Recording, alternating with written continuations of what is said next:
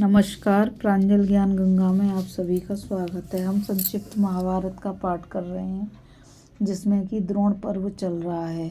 कल हमने कथा में विंद अनुविंद का वध और कौरव सेना के बीच में श्री कृष्ण की अश्वचर्या की कथा को पढ़ा था। आज हम अर्जुन का दुर्योधन तथा अश्वत्थामा आदि 8 महारथियों से संग्राम की कथा को पढ़ेंगे। संजय ने कहा, राजन, अब श्री कृष्ण और अर्जुन निर्भय होकर आपस में जयद्रथ का वध करने की बात करने लगे। उन्हें सुनकर शत्रु बहुत भयभीत हो गए। वे दोनों आपस में कह रहे थे, जयद्रथ को 4 महारथी कौरवों ने अपने बीच में कर लिया है, किंतु एक बार उस पर दृष्टि पड़ गई तो वह हमारे हाथ से छूटकर नहीं जा सकेगा। यदि देवताओं के सहित स्वयं इंद्र भी उसकी रक्षा करेंगे तो भी हम उसे मारकर ही छोड़ेंगे। उस समय उन दोनों के मुख की कांति देखकर आपके पक्ष के वीर यही समझने लगे कि ये अवश्य जयद्रथ का वध कर देंगे। इसी समय श्री कृष्ण और अर्जुन ने सिंधुराज को देखकर हर्ष से बड़ी गर्जना की। उन्हें बढ़ते देखकर आपका पुत्र दुर्योधन जयद्रथ की रक्षा के लिए उनके आगे निकल गया। आचार्य द्रोण उसके कवच बांध चुके थे, अतः वह अकेला ही रथ पर चढ़कर संग्राम भूमि में आ कूदा। जिस समय आपका पुत्र अर्जुन को लांघकर आगे बढ़ा, आपकी सारी सेना में खुशी से बाजे बजने लगे। तब श्री कृष्ण ने कहा, अर्जुन देखो, आज दुर्योधन हमसे भी आगे बढ़ गया है। मुझे यह बड़ी अद्भुत बात जान पड़ती है। मालूम होता है इसके समान दूसरा रथी नहीं है। अब समयानुसार इसके साथ युद्ध करना मैं उचित ही समझता हूँ। आज यह तुम्हारा लक्ष्य बना है, इसे तुम अपनी सफलता ही समझो, नहीं तो यह राज्य का लोभी तुम्हारे साथ संग्राम करके मरने के लिए क्यों आता। आज सौभाग्य से ही यह तुम्हारे बाणों का विषय बना है, इसलिए तुम ऐसा करो जिससे यह शीघ्र ही अपने प्राण त्याग दे। पार्थ, तुम्हारा सामना तो देवता, असुर और मनुष्यों के सहित तीनों लोग भी नहीं कर सकते, फिर अकेले दुर्योधन की तो बात ही क्या है। यह सुनकर अर्जुन ने कहा, ठीक है, यदि इस समय मुझे यह काम करना ही चाहिए तो आप और सब काम छोड़कर दुर्योधन की ओर चलिए। इस प्रकार आपस में बातें करते हुए श्री कृष्ण और अर्जुन ने प्रसन्न होकर राजा दुर्योधन के पास पहुंचने के लिए अपने सफ़ेद घोड़े बढ़ाए। इस महासंकट के समय भी दुर्योधन डरा नहीं, उसने उन्हें अपने सामने आने पर रोक दिया। यह देखकर आपके पक्ष के सभी क्षत्रिय उसकी बड़ाई करने लगे। राजा को संग्राम भूमि में लड़ते देखकर आपकी सारी सेना में बड़ा कोलाहल होने लगा। इससे अर्जुन का क्रोध बहुत बढ़ गया। तब दुर्योधन ने हंसते हुए उन्हें युद्ध के लिए ललकारा। श्री कृष्ण और अर्जुन भी उल्लास में भर कर गरजने लगे और शंख बजाने लगे। उन्हें प्रसन्न देखकर सभी कौरव दुर्योधन के जीवन के विषय में निराश हो गए और अत्यंत भयभीत होकर कहने लगे, हाय महाराज, मौत के पंजे में जा पड़े, हाय महाराज, मौत के पंजे में जा पड़े। उनका कोलाहल सुनकर दुर्योधन ने कहा, डरो मत, मैं अभी श्री कृष्ण और अर्जुन को मृत्यु के पास भेजे देता हूँ। ऐसा कहकर उसने तीखे तीरों से अर्जुन पर वार किया और 4 बाणों से उनके चारों घोड़ों को बीत दिया। फिर 10 बाण श्री कृष्ण की छाती में मारे और एक भल्ल से उनके कोड़े को काटकर पृथ्वी पर गिरा दिया।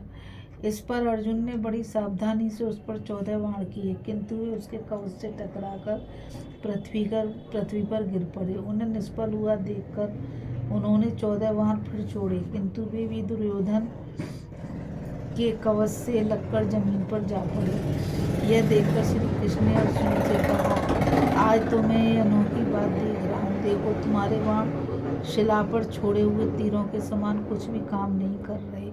पार्थ, तुम्हारे बाण तो वज्रपात के समान भयंकर और शत्रु के शरीर में घुस जाने वाले होते हैं, परंतु यह कैसी विडंबना है, आज इनसे कुछ भी काम नहीं हो रहा है। अर्जुन ने कहा, श्री कृष्ण, मालूम होता है दुर्योधन को ऐसी शक्ति आचार्य द्रोण ने दी है। इसके कवच धारण करने की जो शैली है वह मेरे अस्त्रों के लिए भी अवैध है।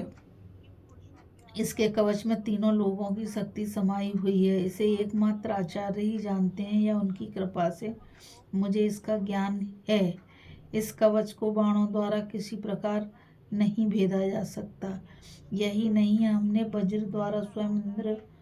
अपने वज्र द्वारा स्वयं इंद्र भी इसे नहीं काट सकते। कृष्ण, यह सब रहस्य जानने हो तो आप भी हैं, फिर इस प्रकार प्रश्न करके मुझे मुंह में क्यों डालते हैं? तीनों लोगों में जो कुछ हो चुका है, जो होता है और जो होगा, वह सभी आपको विदित है। आपके समान इन सब बातों को जानने वाला कोई नहीं है। यह ठीक है, दुर्योधन आचार्य के पहनाए हुए कवच को धारण करके इस समय निर्भय हुआ खड़ा है, किंतु अब आप मेरे धनुष और भुजाओं के पराक्रम को भी देखें। मैं कवच से सुरक्षित होने पर भी आज इसे परास्त कर दूंगा। ऐसा कहकर अर्जुन ने कवच को तोड़ने वाले मानवास्त्र से अभिमंत्रित करके अनेकों बाण चढ़ाए, किंतु अश्वत्थामा ने सब प्रकार के अस्त्रों को काट देने वाले बाणों से उन्हें धनुष के ऊपर ही काट दिया। यह देख अर्जुन को बड़ा आश्चर्य हुआ और उन्होंने श्री कृष्ण ने कहा, जनार्दन, इस अस्त्र का मैं दोबारा प्रयोग नहीं कर सकता, क्योंकि ऐसा करने पर यह अस्त्र मेरा और मेरी सेना का ही संहार कर डालेगा। इतने में ही दुर्योधन ने 9 बाणों से अर्जुन और श्री कृष्ण को घायल कर दिया तथा उन पर और भी अनेकों बाणों की वर्षा करने लगा।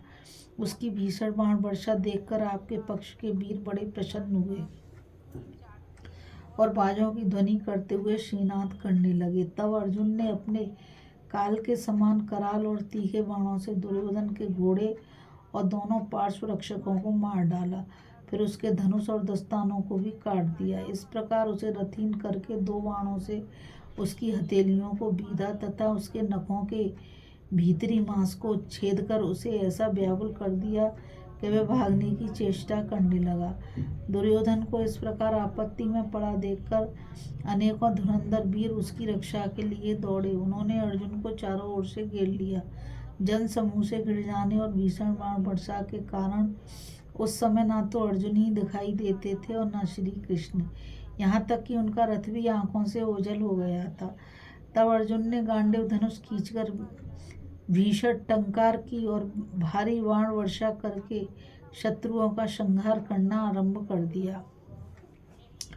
श्री कृष्ण उच्च स्वर से 5 जन्य शंख बजाने लगे। उस शंख के नाद और गांडीव की टंकार से भयभीत होकर बलवान और दुर्बल सभी पृथ्वी पर लौटने लगे।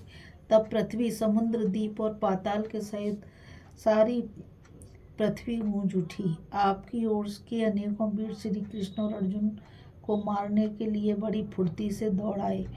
भूरिश्रवा, शल, कर्ण, वृषसेन, जयद्रथ, कृपाचार्य, शल्य और अश्वत्थामा, इन 8 वीरों ने एक साथ ही उन पर आक्रमण किया। उन सबके साथ राजा दुर्योधन ने जयद्रथ की रक्षा के उद्देश्य से उन्हें चारों ओर से घेर लिया। अश्वत्थामा ने 73 बाणों से श्री कृष्ण पर और 3 से अर्जुन पर बाण किया तथा 5 बाणों से उनकी ध्वजा और घोड़ों पर भी चोट की। इस पर अर्जुन ने अत्यंत कुपित होकर अश्वत्थामा पर 600 बाण छोड़े तथा 10 बाणों से कर्ण और 3 से वृषसेन को बीध कर राजा शल्य के बाण सहित धनुष को काट डाला। शल्य ने तुरंत ही दूसरा धनुष लेकर अर्जुन को घायल कर दिया। फिर उन्हें भूरिश्रवा ने 3, कर्ण ने 32, वृषसेन ने 7, जयद्रथ ने 73, कृपाचार्य ने 10 और मद्रराज ने 10 बाणों से बीध डाला। इस पर अर्जुन हंसे और अपने हाथ की सफाई दिखाते हुए उन्होंने कर्ण पर 12 और वृषसेन पर 3 बाण छोड़कर शल्य के बाण सहित धनुष को काट डाला। फिर 8 बाणों से अश्वत्थामा को, 25 से कृपाचार्य को और 100 से जयद्रथ को घायल कर दिया। इसके बाद उन्होंने अश्वत्थामा पर 70 बाण और भी छोड़े। तब भूरिश्रवा ने कुपित होकर श्री कृष्ण का कोड़ा काट डाला और अर्जुन पर 73 बाणों से वार किया। इस पर अर्जुन ने 100 बाणों से उन पर सब शत्रुओं को आगे बढ़ने से रोक दिया। इस कथा में बस इतना ही। अभी हम कथा में अर्जुन का दुर्योधन तथा अश्वत्थामा आदि 8 महारथियों से संग्राम की कथा को पढ़ रहे थे। आगे हम कथा में शकट व्यूह के मुहाने पर कौरव और पांडव पक्ष के वीरों का संग्राम तथा कौरव पक्ष के कई वीरों का वध की कथा को पढ़ेंगे। और मैं आप सभी से यही कहना चाहूँगी कि इस चैनल को ज़्यादा से ज़्यादा लाइक, शेयर और सब्सक्राइब करिए ताकि यह मूल्य ज्ञान अधिक से अधिक लोगों तक पहुंच सके। और कमेंट द्वारा बताइए ये कथा आपको कैसी लगी। राधे राधे, जय श्री कृष्णा, नमस्कार। कल फिर मिलेंगे एक नई कथा के साथ।